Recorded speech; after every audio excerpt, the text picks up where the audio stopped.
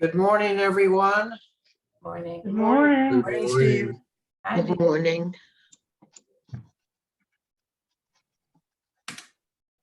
Morning, Rabbi. Good morning, Steve. Couple of things I wanted to mention, and I just posted something on the chat. We should all be encouraged to have our cameras on during Torah study so we can see your beautiful faces and smiles and all that other stuff. And also, we are encouraging to invite both temple non-members and members to join us for Torah study. A prize, we haven't determined yet what that would be, but to the person who brings the most to the sessions will be awarded. So that is per the rabbi's request. Also, remember to mute yourselves if you're not going to speak and to be respectful of others. We shall begin with the opening blessing.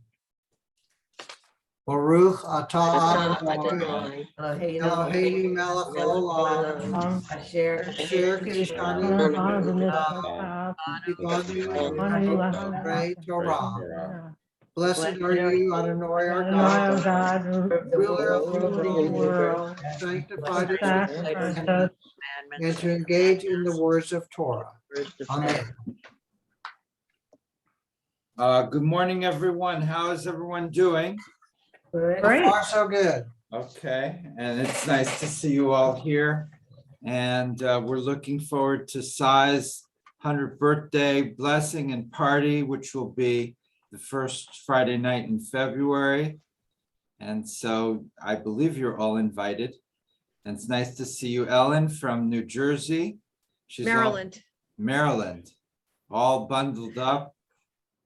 And that's where Pam and Dave go on their summer vacations, right? Maryland. It's Hawaii and Maryland are the two hot spots for. Yeah, no, our son and family are in Maryland. So yeah, Where are they? Laurel. Oh, right down I the know road. where that is. My son lives in Odenton. I live in Ellicott City. Okay. We know that, near Fort Meade. Howard County. Yeah, we're getting more snow tonight. We are on page 44, Perek Aleph, the burden of leadership. And, in some ways it is self-explanatory. And so, and I also want to thank Minya for her tremendous computer work in hacking into the New York Times website and getting. I have a subscription. I didn't hack. And she got me the article of Deborah Lipstadt published. The Deborah Lipstadt is a famous professor of Holocaust studies at Emory, and she's now the U.S. ambassador for anti-Semitism.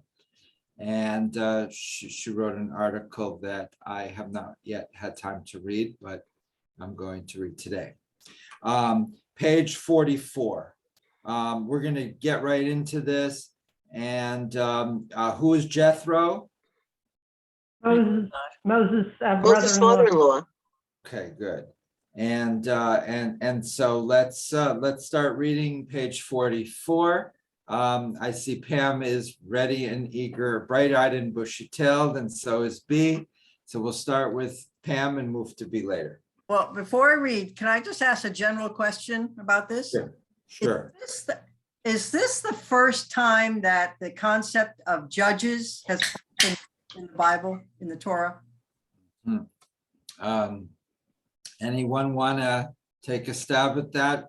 Yeah, Pam is asking if this is the first time that the concept of people doing any judging is, in the sense of judicial activity is in the Torah.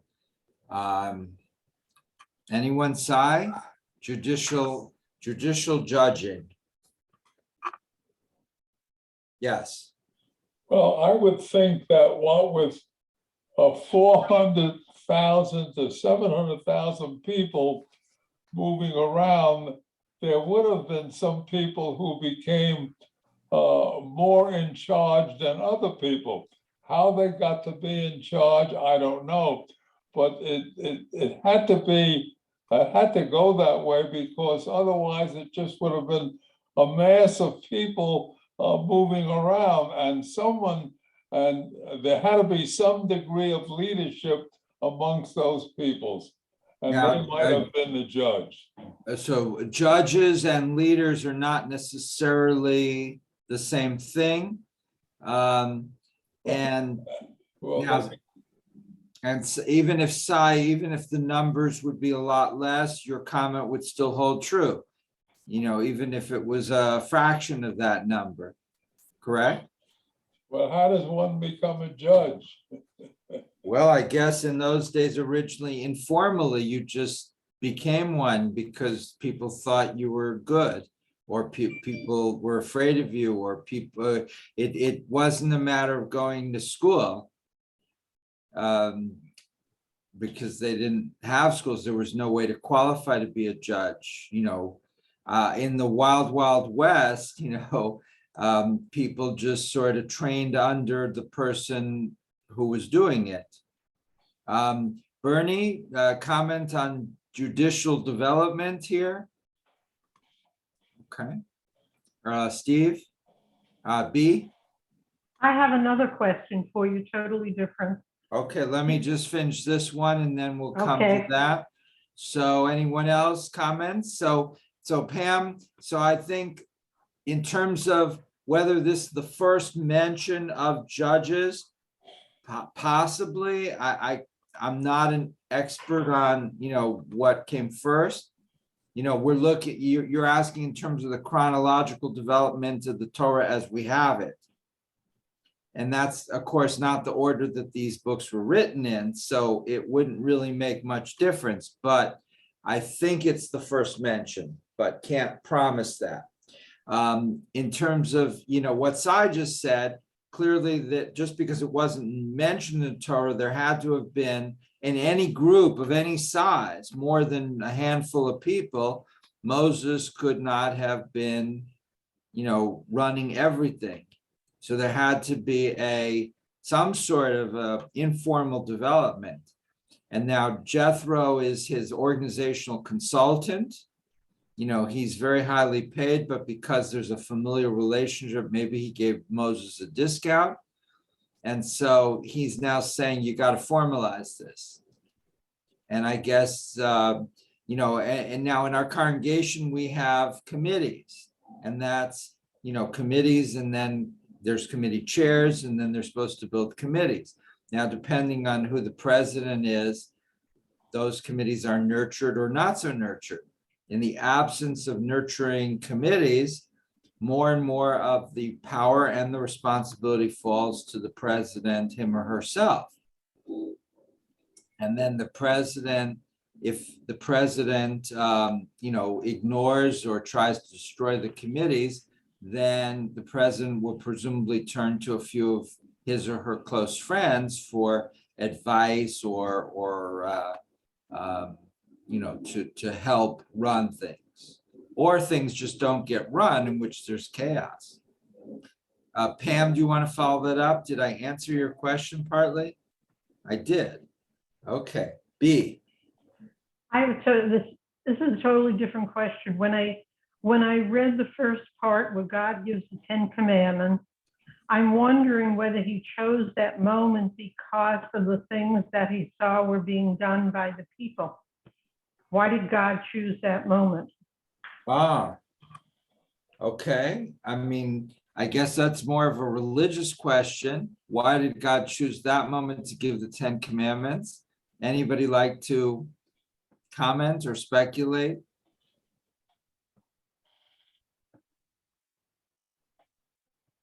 Okay.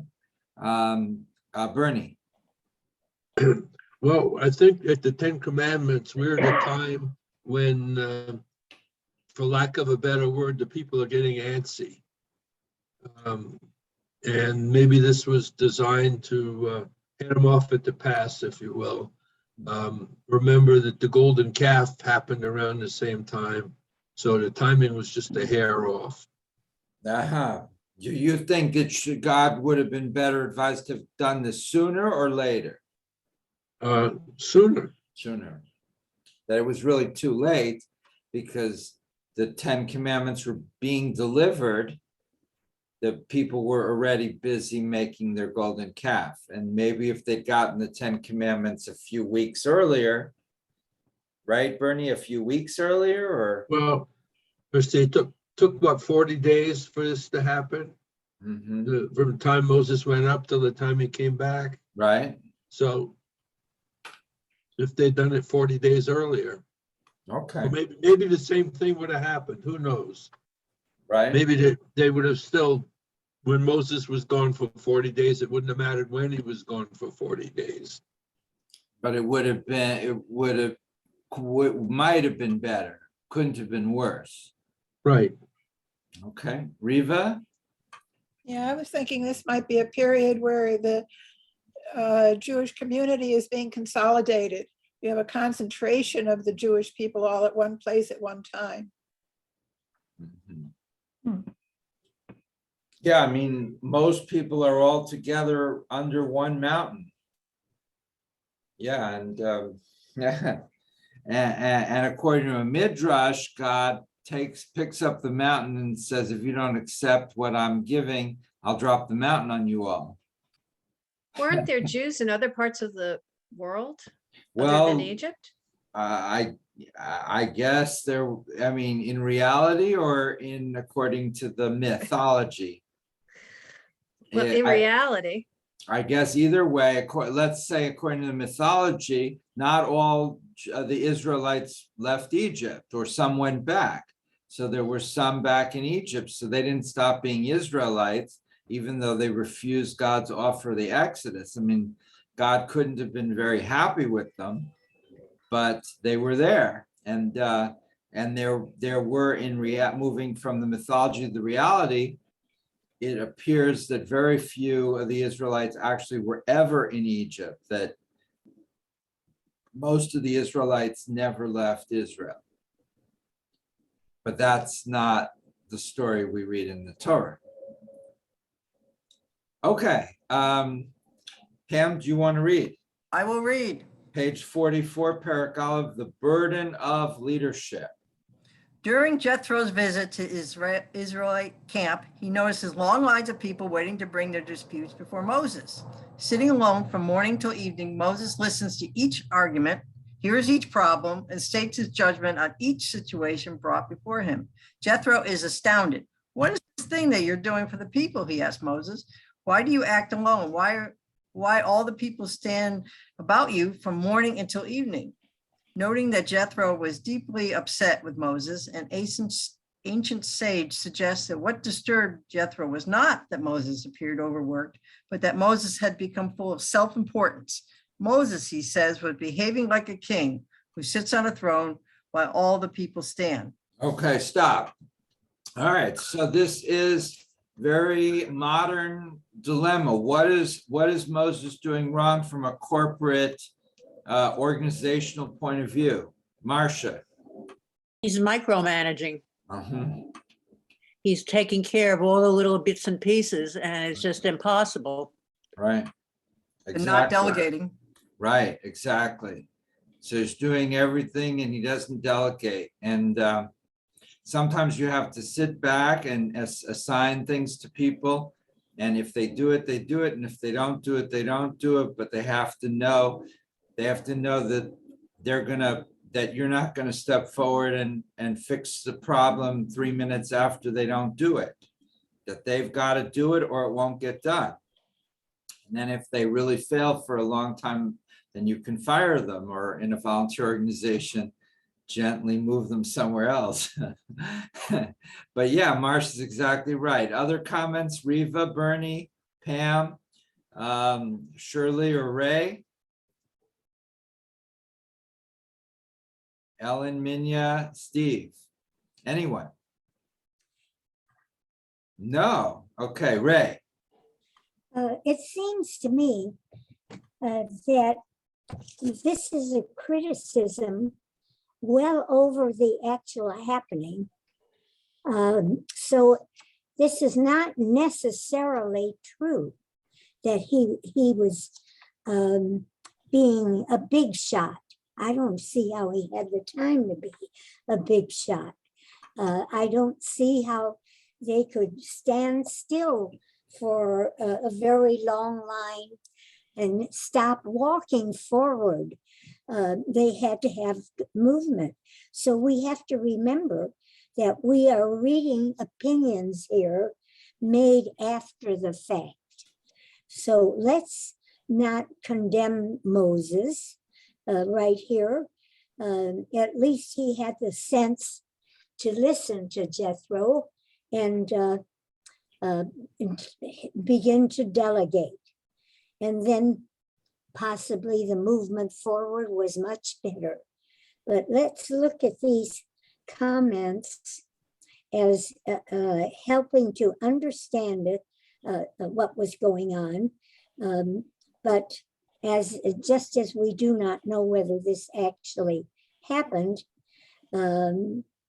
let's give this poor guy a little credit here.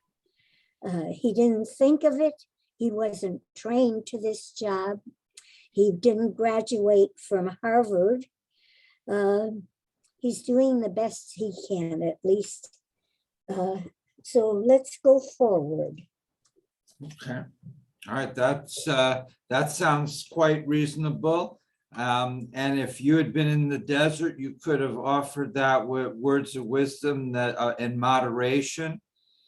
But nobody. So why did Moses get in that situation? Why is it that Jethro has to be the one to break the news to him that he's micromanaging and that he's not delegating and all of this? Where was his advisors? Where were his friends? Where was his other family? Marcia. Sometimes you need an outsider looking at things to see where the problems are. When you're in the midst of it all, you're kind of buried in all the minutiae, and you do need somebody with a open mind and looking at things to see how things should be done. Mm-hmm. Okay, anyone else? Okay, Bernie. Well, my take on this, my response to all of this, when a situation like this is when you're surrounded by alligators, it's difficult to remember you came to drain the swamp. Oh, come on. I like that. Did you make that up or did you hear that from someone? No, we use that at work a lot. Huh? The wording was a little bit different there.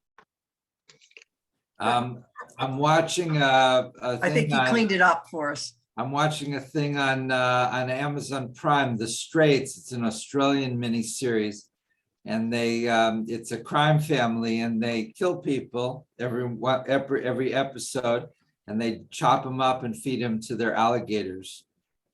Okay, so that's one way to, sometimes the alligators are threatening you, and sometimes they can be your friends. Okay, back to you, Pam. Okay, Rabbi Judah of the village of Akko also detected a dangerous element of conceit in Moses. Why, he asked, did Moses tell Jethro that the people are coming to me instead of saying the people are coming to God? Rabbi Judah's question raises other questions about Moses. Did he believe that he was superior to his people or even to God in helping them solve their problems? Or was he beginning to assume that he alone had the wisdom to advise them? Well, you know the old expression, nobody's irreplaceable, right?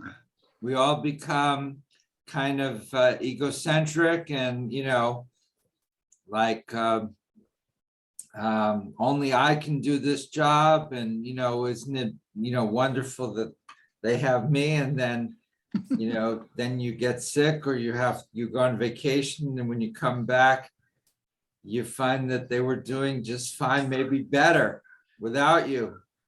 And it's not so much that you're glad for the organization as much as you're sad for the for the fact that you're not irreplaceable. It's very shocking and upsetting. But everybody's replaceable. Minya.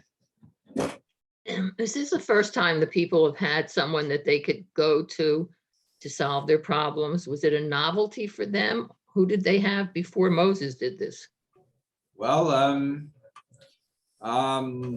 Well, if they were enslaved people, they didn't have these options correct. to go to Right. anybody. Yeah. Exactly. So is that why this became something where everybody wanted to line up and speak to Moses? Because suddenly they had someone they could address any kind of problem with. Yeah, I mean, it was a new situation. They had a lot more freedom than they had before.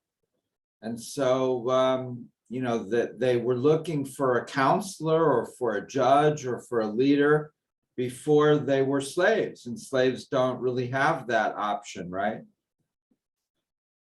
Riva.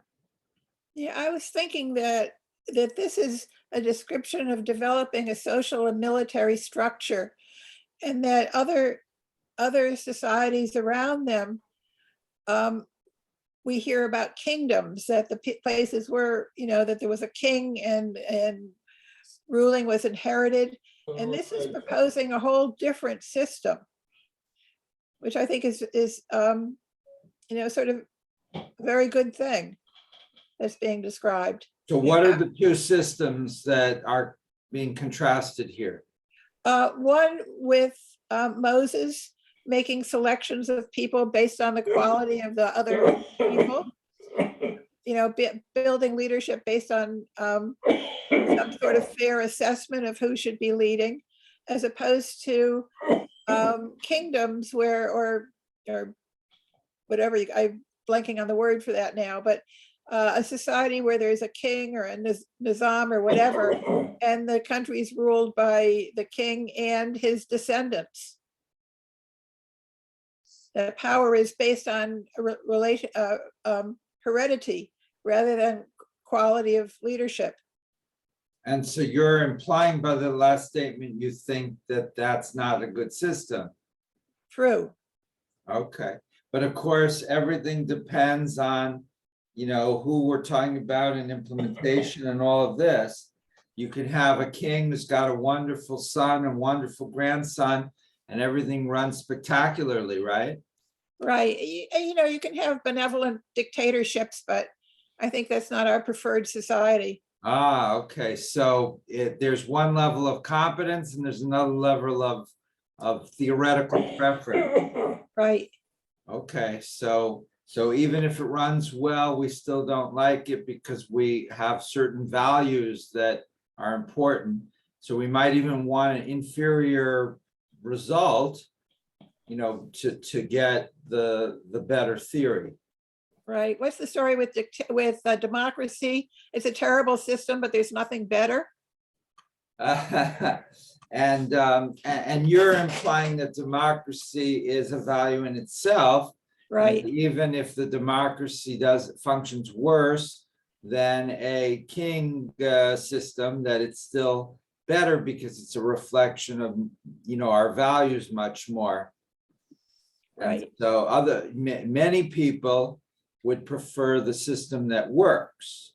Like when I was a long time ago, wrote some articles on the Jews and Judaism in Cuba. And what amazed me is nobody there complained about the system on theoretical grounds. I mean, there was, you know, 50 dissidents in the whole country who were, you know, we want democracy. But what upset people was they had no money. So one cab driver, I could barely shut the door and he's cursing Fidel Castro. So I thought, Democrat. And I said, well, so you want free elections? He said, free elections? Who cares about free elections? I don't care about that. I want money. I don't have enough money. I said, but you're a cab driver. You make more than anybody in the country. He said, still not enough. My wife bothers me all the time. I don't have enough money to give her for chicken. And so if people have enough chicken, right? What was that expression? A chicken in every pot? Where did that come from? Roosevelt. So if you have a chicken or two chickens in every pot, most people don't care what the theory is, but people like Riva do. You know, that government as an expression of our values is very important. You know, Ellen, comment? Yeah, I was just thinking that China learned the lessons of Cuba while it's an autocratic state, it allowed the people to earn money and become capitalists. And Mhm. so they made the people happier. But there have been moments in the last 2 years or last 4 years where we've said, boy, we wish we could be more like China because they can control things better. Right. They don't have a really bad outbreak of COVID because they can tell people what to do and they have to do it. So there are advantages to that kind of to an autocracy as well.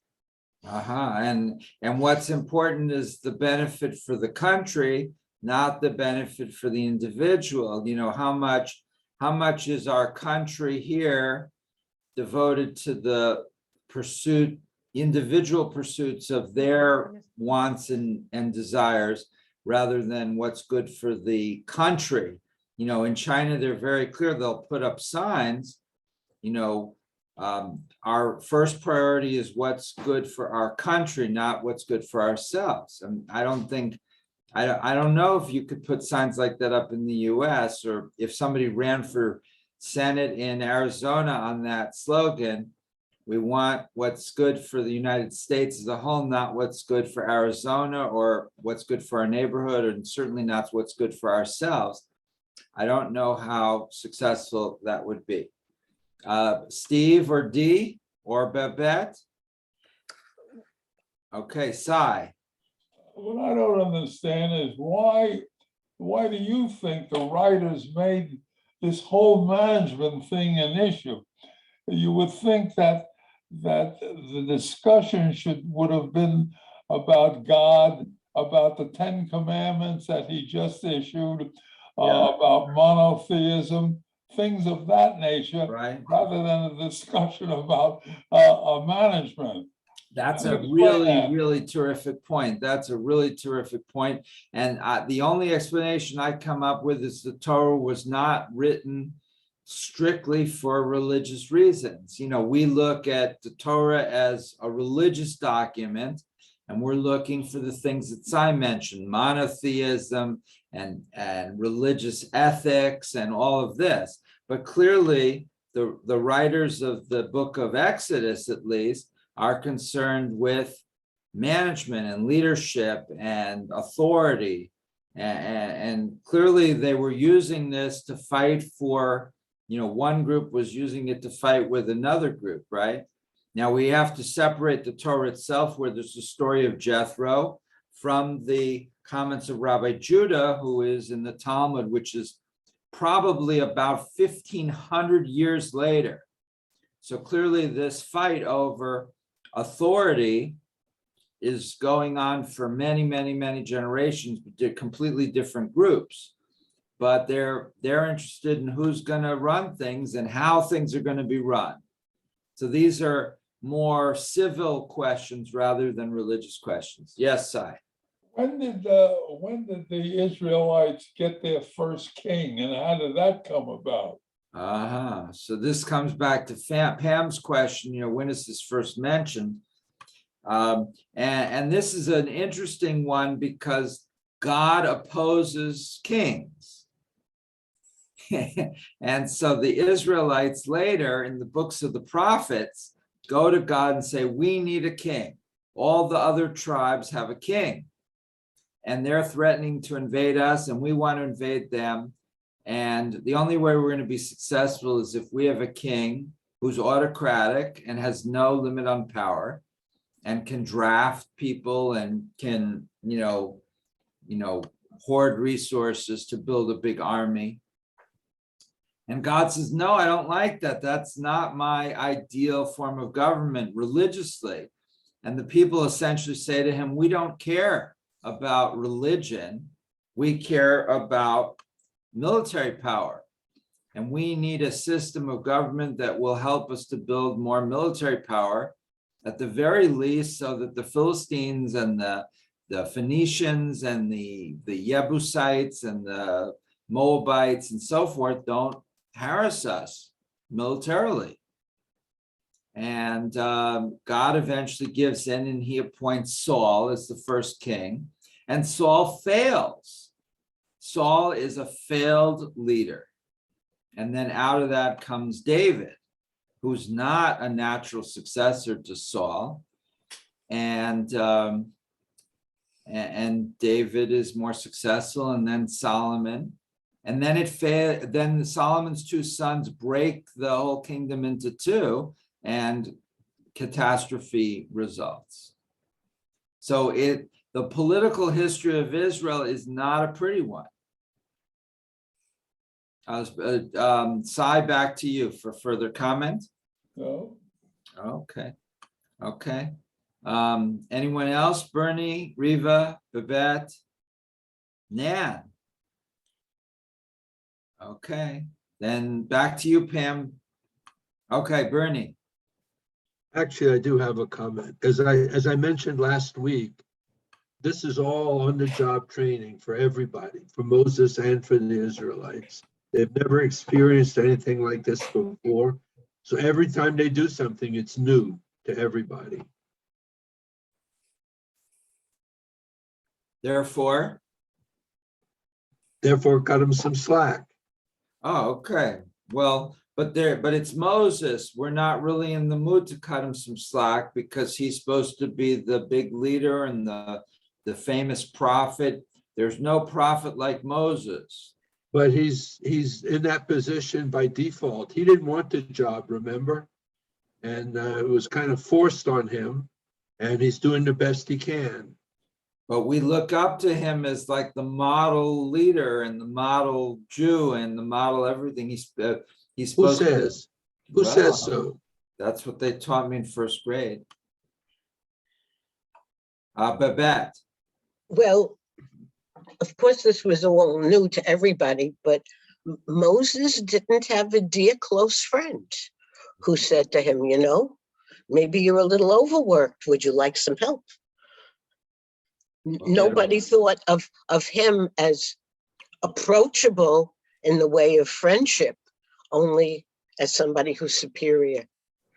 So he was too important to. Yes. And he apparently didn't encourage positive critical feedback. Yeah, I mean, it's very important. You know, if people are not happy, that they can feel free to come forward. And so, you know, in our temple, we want to encourage that, you know, in a constructive way, that if people are not happy, they should approach me and the president and whoever, religious practice committee, whoever. We can have a little conference in the library room and they can air their grievances. And right. He wasn't vengeful. He wouldn't have said off with your head, you don't like what I'm doing, you know. Right. But he wasn't accessible for advice and help. All right, so he exactly. So it wasn't that people were afraid of telling him, but it didn't seem like a natural thing to do. So it took his father-in-law to say, what are you doing? You're working 14 hours a day on these little court cases. You can't, you know, I mean, you don't seem overtired, but you need more free time to think about the big picture.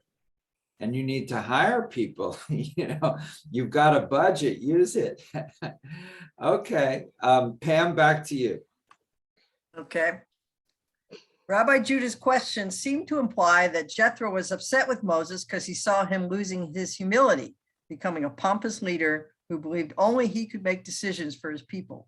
For that reason, Rabbi Judah argues, Jethro criticized Moses and told him to find others with whom to share the responsibilities of leadership. All right, so this comes into the Jewish character traits realm, and you know, somebody sent me a text message last week saying, "I'm so happy we have such a humble rabbi." So I said, "Well, I'm humble because I've had, you know, so many trials and tribulations, you know, things haven't gone that well in my life, you know, that, you know, I haven't, you know, so I'm not, it's not like a positive, it's not like I sit and try to be humble. I'm just humble because, you know, I'm not some big shot, you know, and so it's like a more of a negative thing, but I guess if you are, I mean, I was the associate rabbi under senior rabbi in Wisconsin who had early successes. And he'd become very arrogant, and he then ran the temple completely into the ground. And, he just thought everything he did was great, but everything he did was terrible. But you could see that in the first couple of years of his career, he had done well. And so he confused that with, the Midas touch, from Greek mythology, right? And so there's something about, being burned a little bit early in life makes you, sometimes it improves you because you realize it's not you, that it's coming back, same point we said earlier, it's not you that's so wonderful, it's that, you have to work with people productively and thoughtfully and carefully and sensitively if you're going to get a good result. And you may get lucky a few times, or you may have a lot of talent, but in an organization, talent is not the only thing. It's about the organization. Comments, responses, Riva. Yeah, as someone who doesn't take all of this literally, I really appreciate what we're studying in the Torah because it addresses such a wide range of really essential issues, core issues for any culture. And, so I think the debates and the controversies around here work really, really well in discussing those kinds of issues. How do we structure a society? How do we select, how do we, find leadership? How does leadership function? So, but if Moses is becoming arrogant, that's not good. Then it seems to imply the system is not working. But he's facing criticism and he responds to it. Only because it's his father-in-law, it shouldn't take, I very much resent when it requires special family situation to, accept certain things. You should, Moses should have been able to accept this from, some, just an average Israelite person who is no relation, no special status. Why does it take a family member, and a father-in-law, somebody older than him to, and it's interesting that you don't hear much about Moses' father, right? Just his father-in-law. Is Aaron gone? No, Aaron's not gone, but Aaron's his brother, yeah. presumably his brother or his colleague or something. But Jethro's older and wiser, maybe, but okay, Marcia. I had heard the version that he went to Jethro just in talking to him, being so frustrated with the immense amount of work he had to do. He was overrun by the magnitude of the job, basically, and that Jethro came forth with this idea that you have to make a plan to let the people rule amongst themselves, under you, So you don't remember that version at all? Okay, well, this was from Rabbi Moss, okay? But he was going through the Torah portion that Moses, complained about this to Jethro, and Jethro came forth with this. Okay, so yes, Sai. Something else bothers me, namely that throughout all of this, there is really no relationship of the people to God. I mean, they don't know anything about God. All they've done is gotten some rules and regulation, but there's no explanations, there's no meaning, there's nothing that God has really done for them where he becomes an important factor. I don't read any of that in any of this, and I wonder why. And what's your explanation? What do you think's going on? I don't know. I don't know, unless the whole thing has gotten to be a political It's moved away from the basic idea. There's too many people, not enough educators, if you will, so forth and so on. And there was no basic meaning of what a God, the God, meant to these people. All right, well, that's probably true. I mean, what do these people know? They were slaves, they escaped. They're grateful to God for helping them escape, but they Are immediately they are. grateful to God? They don't know what God is. That's my point. Okay. And I think that's right. They see the clouds by day and the fire by night, and that's it. They don't know. Ray.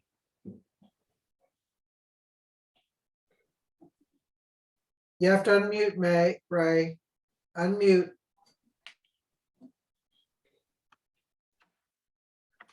All around them, the peoples prayed to idols. So they knew the concept of something outside themselves. And according to their forefathers, they had been told about one God. Abraham was the beginning. So they knew the story of Abraham, Jacob, and etc. And so I don't see what the problem is. Why don't we go forward and read further what is happening? Okay. All right, then Pam, back to you. Okay. While most interpreters did not criticize Moses for holding himself above his people or for playing the role of king of the Israelites, many cite the dangerous consequences of his decision to judge the people by himself. For existence, Rabbi Joshua comments that Jethro's warning to Moses was a practical one. Jethro saw Moses has taken on too much. The work was overwhelming. Fearful that Moses would collapse under exhaustion, Jethro told him, "They will tire you out and cause you to fail in your leadership of them." Okay, burnout. Keep going. Okay. Very modern, issues in business school. Okay, keep going. Rabbi Eleazar of Modim agrees that the danger to Moses was exhaustion, but he offers a different perspective. He claims that Jethro also believed that Moses was exhausting the people. By insisting that he was the only one who could hear their problems and disputes, he forced them to stand in long lines for many hours in the hot desert sun. As a result, they became irritable. They turned to one another with complaints. Moses is taking too long to hear these cases. By the time he hears us, he will be too tired to make a fair decision. Rabbi Eleazar says that Jethro heard their dissatisfaction and warned Moses. The people will despise and reject you with their criticism. Jethro saw that Moses' desire to do everything himself was wasteful and inefficient. Instead of helping people, it was creating frustration and dissatisfaction among them. Wow, any comments or, okay, keep going. Maimonides observes that the trouble with Moses' decision to hear all the disputes and to make all the judgments by himself was not simply the frustration of the people, but the danger of increasing violence and injustice among them. Jethro, Maimonides says, told Moses that the people will tolerate the violence committed against them because they have no opportunity to tell it to you. They do not want to abandon their work and affairs to wait for a free moment when they were able to approach you. In other words, Jethro saw that as the people lost faith in Moses' ability to hear their cases, they began to take the law into their own hands. Because they refused to waste their time waiting for him to make judgments, violence and injustice increased among them. Essentially, in Jethro's critique of Moses, Anonymous sees a very important criticism of courts not equipped to handle a large number of cases brought to them.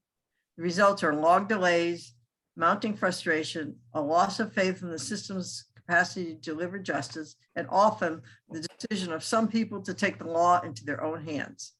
Because at first, Moses insisted on doing everything himself, he increased the dangers of violence and injustice, rather than providing for efficient and fair judgment.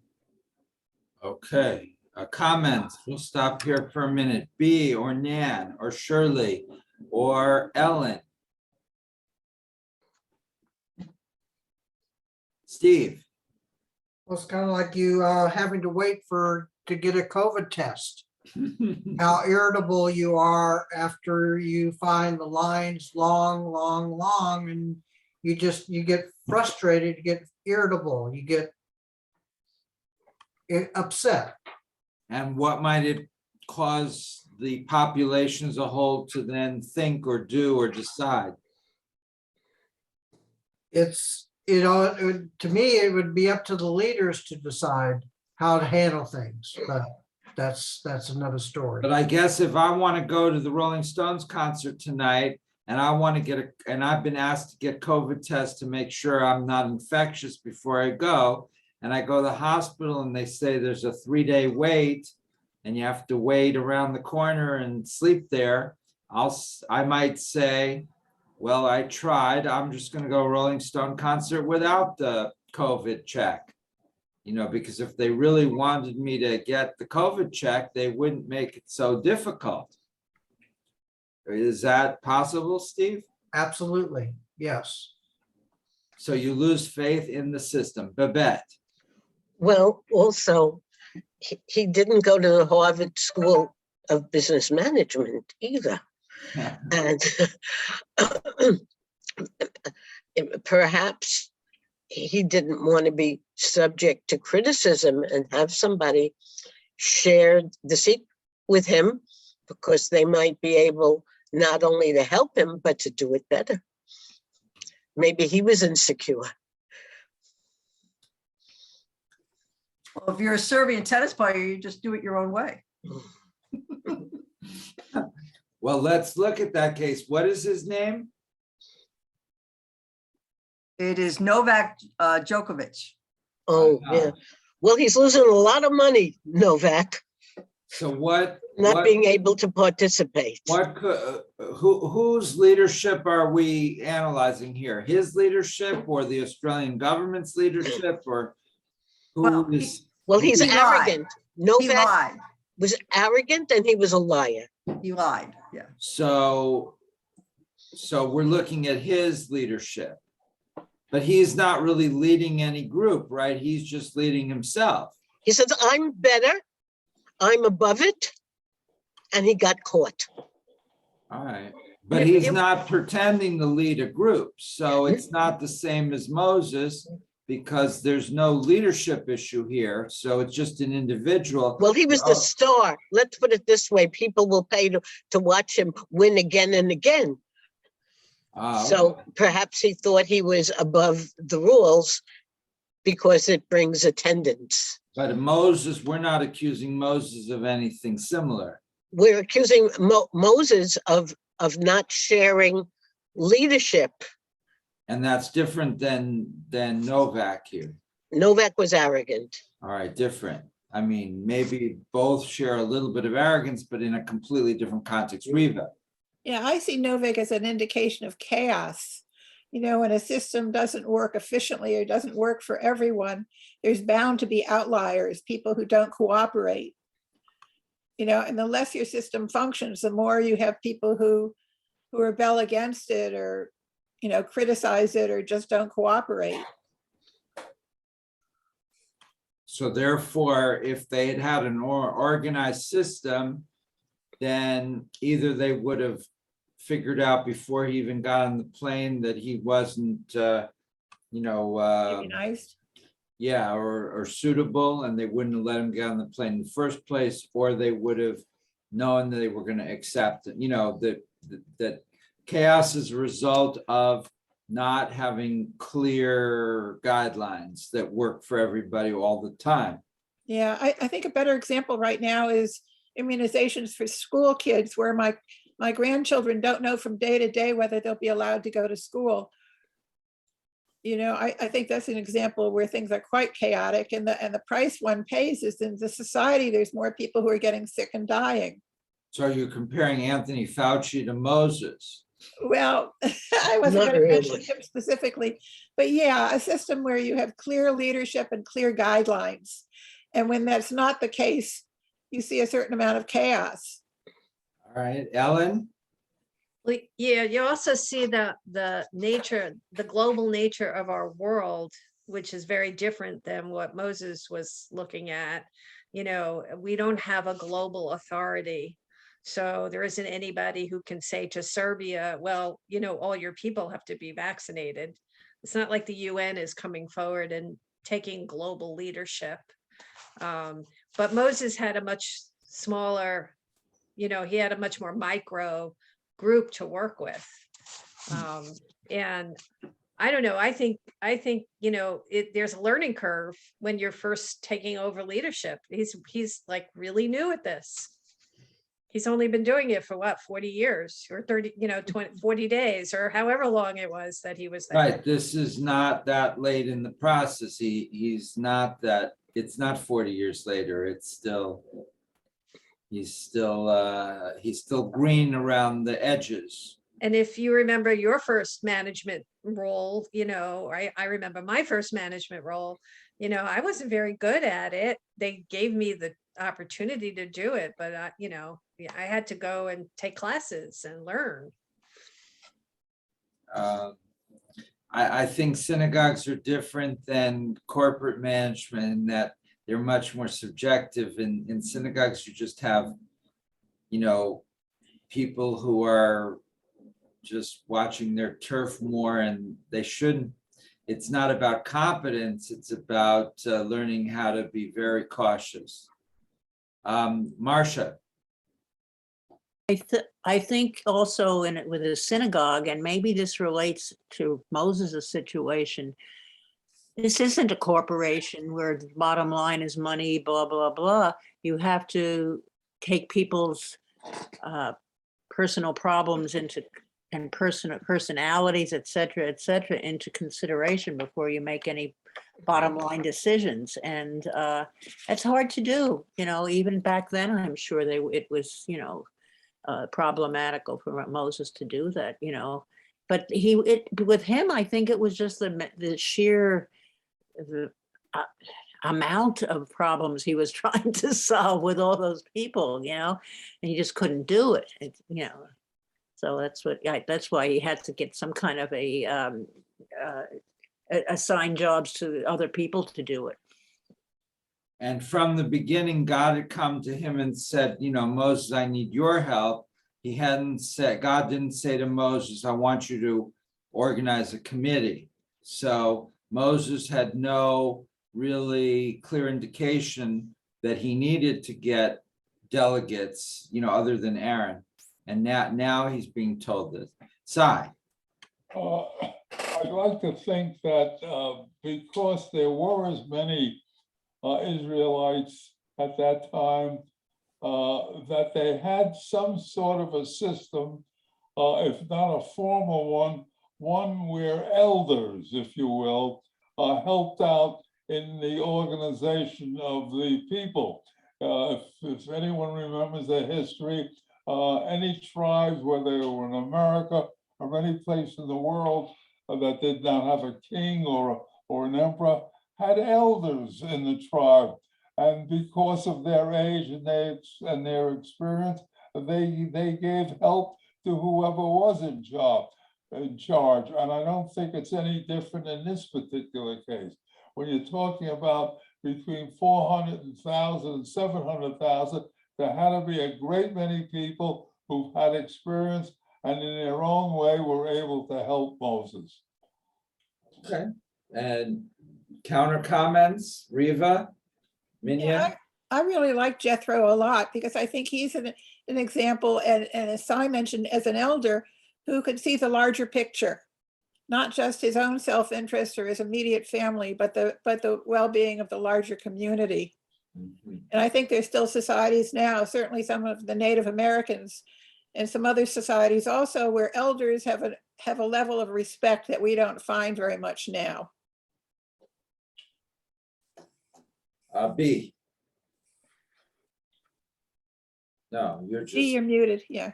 she's just adjusting her computer. D.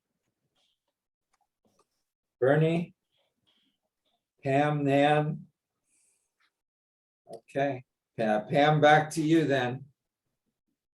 Can I pass the baton to the next reader? Sure, the B. We can skip the management box and go straight to modern interpreter on the right side of 45, Nachum Sarna. Did you say B? Yep. Modern interpreter Nachum Sana agrees with Nachmanides' observation. Jethro, he says, is appalled in the inefficiency of the system of justice, with its inevitably debilitating effects on Moses himself and the hardship it imposes on the public. It is for that reason that he suggests a new system to Moses. He recommends that he appoints judges for thousands, hundreds, fifties, and tens, allowing them to hear disputes and make judgments. Make it easier for yourself, he counsels Moses, and let them share the burden with you. The benefit of sharing the burden of leadership, of decentralizing, seems clear in this situation. Justice will be dispensed more quickly, the people will be less frustrated and less likely to take the law into their own violent hands. Trust will be established and strengthened by confidence in the system of justice that works. Leadership will be more rested, more alert, more accessible. Jethro's suggestion to Moses about dividing up the burdens of leadership is both functionally wise and socially just. Jethro, however, not only recommends the sharing of the leadership, but offers a critique for choosing leaders. He tells Moses, "You shall seek out from among all the people those who are capable and fear God, those who are trustworthy and spurn all ill-gotten gain." Not surprisingly, interpreters from all ages have explored the meaning of this remarkable definition of leadership. One ancient sage suggests that capable means wealthy people of means. Rashi agrees, saying that people of wealth will not need to flatter others or show them favor. Nachmanides disagrees. A capable person, he argues, is wise, alert, and fair in the administration of justice and is strong and alert when it comes to organizing troops for battle. Ibn Ezra offers another point of view. He writes the phrase capable people means people who have the strength to tolerate without the fear of hardship of those who criticize their decision. For Ibn Ezra, leadership means independence, confidence in one's opinion, and strength to stand behind them. Okay, and Ibn is son of. So Ibn Ezra means son of Ezra. That was his last name. So what's the difference between Nachmanides and Ibn Ezra?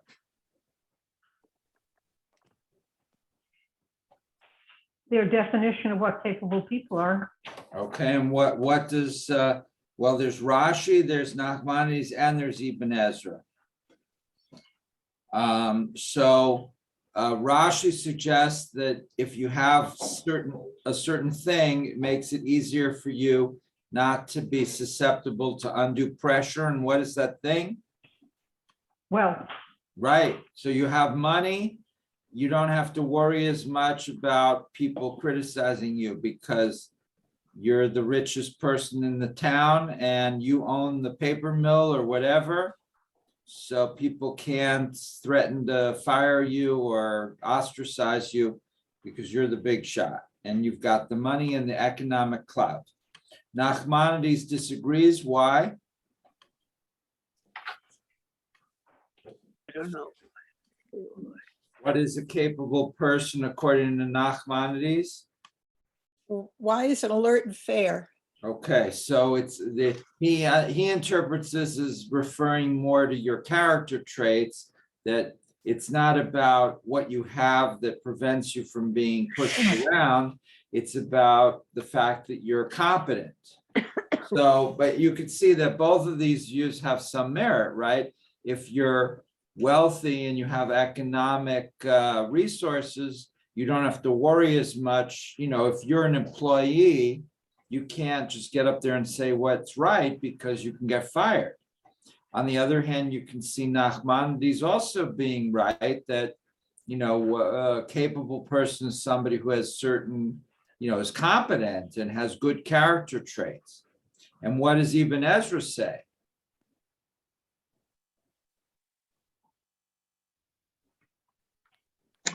That you're independent. Meaning that you're not too sensitive to what, You're not going to be swayed by outside forces. and you're not going to get too hurt if people say you're a jerk. Right, you can take criticism. And even unfair criticism. So if somebody's gonna just, say nasty things about you, we're presuming they don't have the power to fire you. But at least, it may still hurt to have people get up there and say, you're a schmendrick, you're incompetent, you're lousy, you're stupid.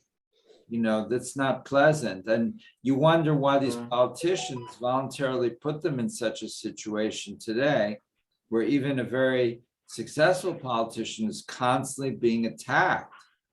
It must be, it must be so unpleasant, yes. What was that first term? Schmendrick. Hendrik. Hendrik. You heard right. Ray, At that point, there was no written Torah. There was no Torah yet. It was just a ad hoc religion, one guy, but there were no rules. After the Torah was written, even after the oral Torah had explanations of things, then judges had something to refer to. It's easy when you have laws or custom to tell you what to do in a certain situation if you're a judge. But it was a little wild out there compared to today, or even under our Torah. Now you take a really Orthodox Jew, their whole lives are led not only by Torah, but by custom and what I would say Bubba now there is a structure, but there wasn't then. So what does that mean for Moses, Ray? That was a lot of responsibility. He knew the structure of Egypt. The people around him were not, they were slaves. They had no real written laws, but now we have Torah. After that, after the 10 Commandments came down from the hill, then they had laws. Now, proceed better. So you're saying that not only did Moses not go to Harvard Business School, but he didn't have any advisors who did either, because all of the people around him had been slaves. But Right. Jethro, his father-in-law, was Jethro an Israelite? No, he was a Midianite, I think. He Oh, wasn't even an Israelite. So he hadn't been a slave. He had been living out in the desert, where maybe he didn't go to Harvard Business School, but maybe he went to Sinai Business School. So is it possible that part of this is that Jethro becomes an important advisor because he was not an Israelite and he had not been a And he slave? was not a slave. Is that possible, that he had more education, or at least more worldly experience Yes, in the sounds like. practical school of business applications? And Sai, does that sound logical to you? No, No. no. No, No. no. Why? Well, he's still out in the desert. Why would he know any more than anybody else? Marcia, Well, I he's thought been, I was sure Cy was going to agree with me there. he's older. He's been doing this a while. I'm gathering that Jethro was in a position of power himself. And what I said before about needing to have somebody looking at this from a distance and not being amongst the whole group of people who are you're ruling, because everybody's going to have an opinion in your little group, which happens like in our congregation. Everybody has an opinion, and it's hard to sort it all out. But when you have somebody else coming in from the outside and looking at it, you get a more realistic view of what's happening. Like an outside consultant, like a Exactly. church growth consultant, or like a new Something member? do they have those things? Church growth? Yeah, of Yeah, they course. do. Okay. Of course. I just bought a big library on church growth. There's hundreds of books or dozens of books on church growth theory. How do you grow a church? Why do churches fade and die? Of course, for the synagogue version, there's far less. You got to get one that was written in the last year or two, truthfully. Yeah, well, they have them. They have books about, church growth in the aftermath of COVID Oh, yeah. But it's the same theory, of course, just, COVID makes everything harder. Okay, other comments here. Riva and then Babette and then Ellen. Quick question, is this part of that period of time where Egypt considered their leaders to be also gods? Yes, it's still the same time period as the 10, plagues. We're just a few weeks after the 10 plagues. Yes, Babette. Well, do we know much about Jethro? Was he a very successful farmer? Did he have property? Was he managing anything? Yes. Okay. Yes. I don't know if he There, was. that's why he was looked up to. Wasn't he an animal grazing guy? Okay, so he was successful in business. Yeah. Yes. Now, he was, yeah. Ellen. I was thinking along the lines of what Riva's been talking about, how this relates to the world that we live in. And it struck me that when the people got together for the Constitutional Convention, they must have been guided by the first book of the Bible, because they set up these structures that, with judges and with decentralization and some centralization, and the fights were over who gets to be in charge and who gets to make decisions, and you had to have property in order to be a voice, and of course that started all kinds of other fights. But it made me start to think about how they were guided in they were doing something brand new, coming together to create a new nation, and they must have been guided by this. This must have been like a little blueprint for them. Just a Yeah, thought. no, I think there's a certain degree of truth in that. And, the whole founding fathers and their approach to religion has been a subject of much scholarly discussion. Most of them were humanists, right? They weren't really Christians, many of them. But a lot of the fundamentalists today like to, claim that the early founders were all devout Christians. But as humanists, they were certainly interested in the Bible, and Thomas Jefferson, among others, rewrote the Bible to reflect his more humanistic perspective on it. So on one hand, they saw it very important, and they used many of these models, of how to organize society. They thought about this very greatly, how to, going back to Riva's comment that how you organize society according to your values is very important.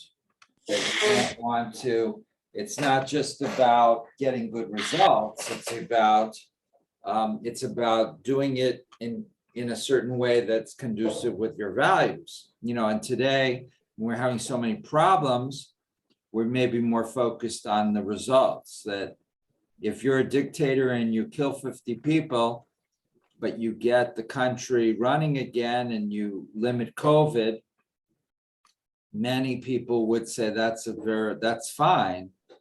And I'm not sure how many of us would say it's about the values and it's about the process. And if the results aren't so good, we still want to devote ourselves to those values and processes and work to make it better. That might work well when you have a smaller, more educated, more determined group of population.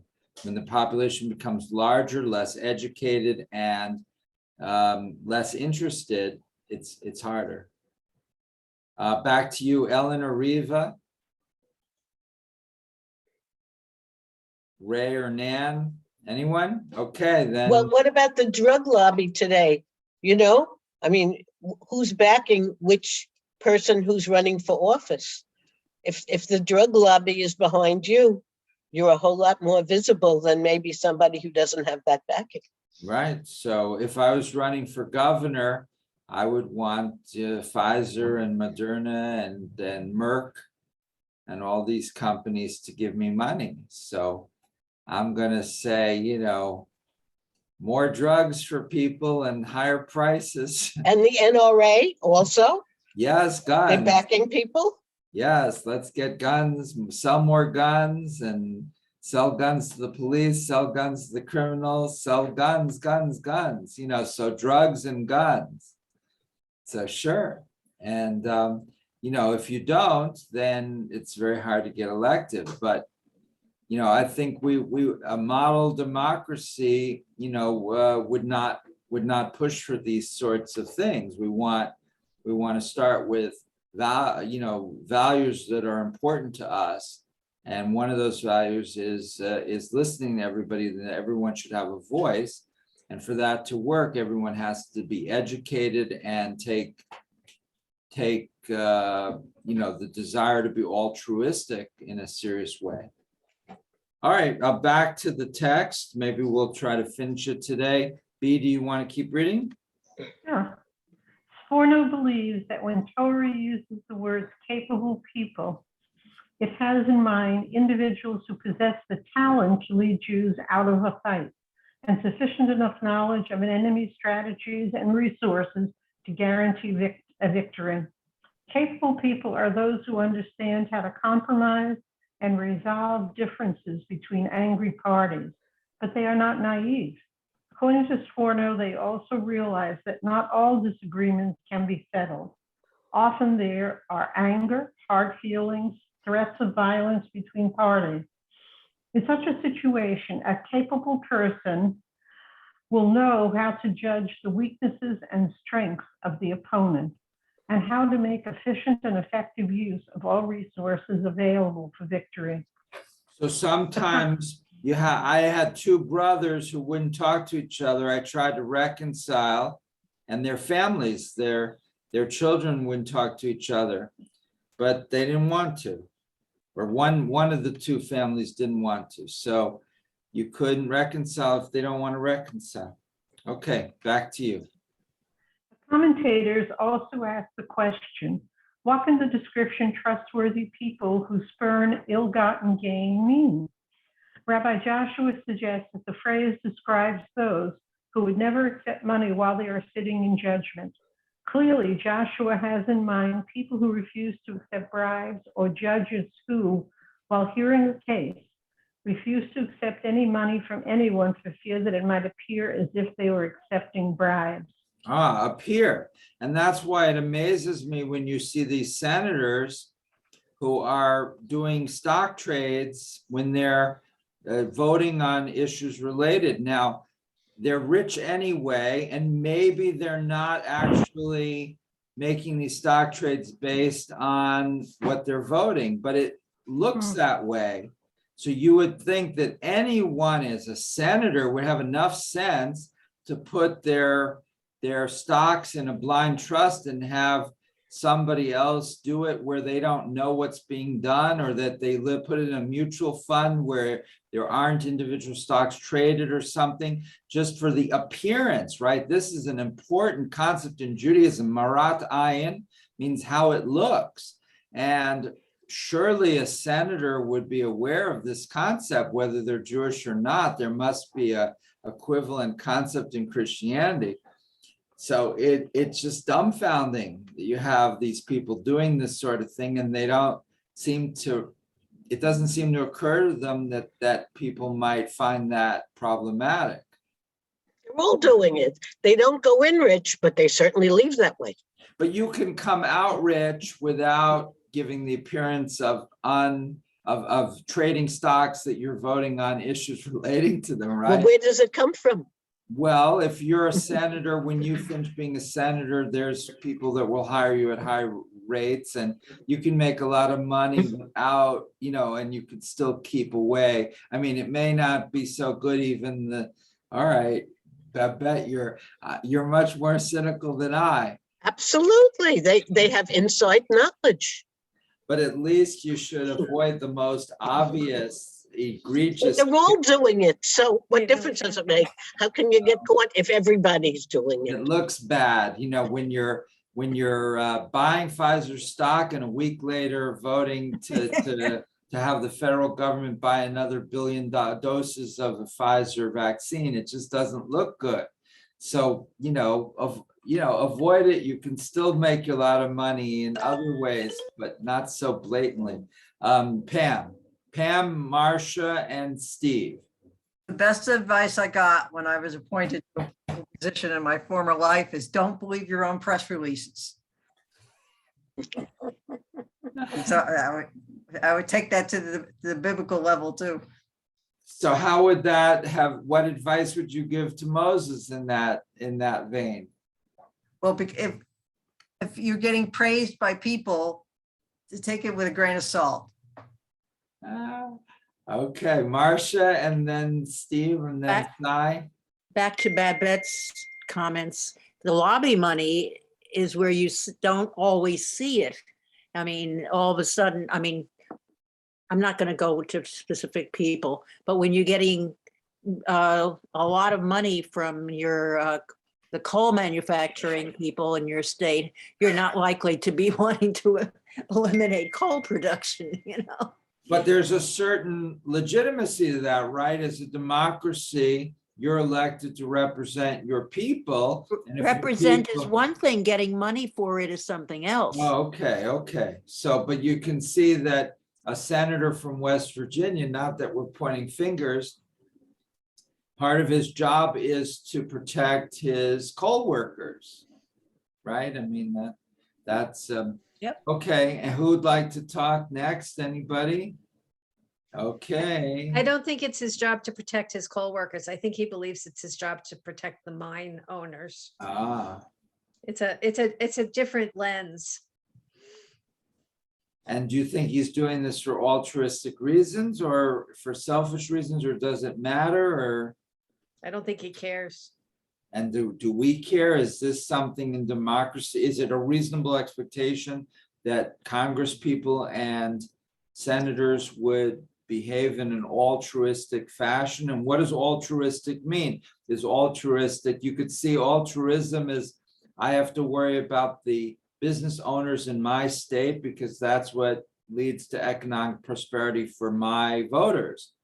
So altruism can mean different things for different people in different situations. The Chinese Communist Party, which is not communist anymore, can still believe that by being totalitarian, they're being altruistic, that that this is the only way to run a country of 1.3 billion people. Kill the Uyghurs. Without chaos. So I'm confused, and I guess and I can understand why Moses would be confused. What is he supposed to do? Now Jethro's giving him advice, and it's his father-in-law, so he's probably going to take the advice because it's his father-in-law, but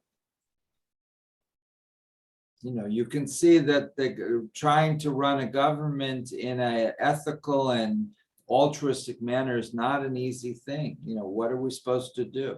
Marcia. If they were having this problem, what, 5,000 years ago or something like that? Well, this is the Exodus about 3,300 years ago. Oh, 3,300 years ago, whatever. Why do we expect anything different now?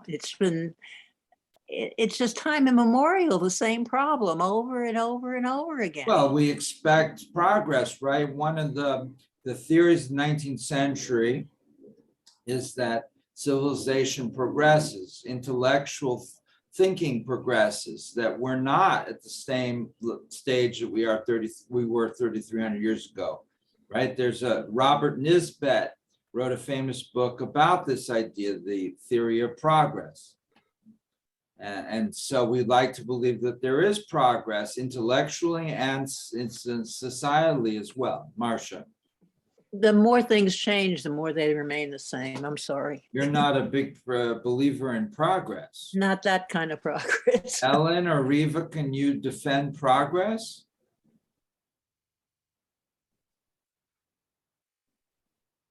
I don't think I can defend it. But there was a period of enlightenment where we learned better how to deal with the world and each other. But I'm not sure that that's a universal learning. So there's people in the modern world today who don't appreciate the benefits of progress, and that progress has to be based on enlightenment, which requires knowledge and study and thought and a certain ethical sensitivity. But these things are good. This is a positive values that surely everyone should want to embrace. It's for the benefit of all, is it not? Or am I being completely, hopelessly idealistic and naive? And then, you see all sorts of terrible things going around in the world, and you wonder, why is that still true when there's systems of thought that could help people address some of these grievances? But, what do I know? Riva, Pam? Yeah, I was a federal employee for 30 years. And we had to sign documents every year saying that we would not have the appearance of a conflict of interest. And everyone's fear was that they'd end up above the fold in the Washington Post. In other words, that they would be, very visibly criticized in, the newspaper of DC. I also think it's worthwhile to, since we're coming towards the end of the class or the discussion, that we pick up that last paragraph in this section. Okay. Starts off with leadership at the bottom of page 46. Okay, do you want to read it? Sure. Leadership has always been a serious responsibility. Caring for the safety of a community and preserving its culture and traditions are complex tasks. Jethro appreciated the need to share the burden, and the interpreters of his advice to Moses creatively defined for us the qualities of leadership required by Jewish tradition. It is a high ethical standard which continues to be useful and a measure for excellence in leadership today. And I'm going to exploit this opportunity of having the microphone, of mentioning that Cy mentioned this earlier, where is God in all of this? Well, we just so happen to have a class that's starting in a couple of weeks. And I've got a flyer of it here. You'll see it in the bulletin. You'll see it in the shofar, and you can get hard copies of it if you walk into the temple. And the topic is, how does evil exist in the world with a good God, and thinking about God? And a couple of the issues are, why does God allow evil to exist? And how can there be an apparent coexistence of evil with a good and all-powerful God? For any of you who find those questions interesting and would like to be part of a thoughtful discussion about it, I invite you to register for the next class starting February 10th. Smooth transition. And if you bring non-member friends, you get a free gallon of ice cream. Sure. We'll call you on that, hold you on that. So if Hey, you're ma- Chocolate chip for me. Make These sure it's a people are- full half gallon, not the smaller sizes. If you're interested, register and you'll get copies of the printed materials. Before we do the Okay. final blessing, can I mention that TBS Book Club is 2:00 today? And what is the subject? The subject is the Book of Lost Names, about a French girl who helps gets kids out of Nazi France into Switzerland. She does paper, she produces papers for them. Yeah, she makes fake passes for them. And can you attend if you haven't read the book? You can, more the merrier. Okay. Any other announcements or comments? Then we'll do the final blessing. Very good. Baruch atah Atah Adonai, Adonai, Eloheinu melech haolam, asher natan Hayei olam natan b'tovenu, Baruch atah Adonai, notein ha'torah. Blessed is Adonai God, ruler of the universe, Universe. has given us the teaching of truth, Planting within us. planting within us eternal life. Blessed is Adonai, giver of the Torah. Amen. Have a great rest of the week, everyone, and we'll see you next week. Thanks for a great class. Invite more friends, Everybody, bye. members. Stay well. Bye-bye, everyone. Bye.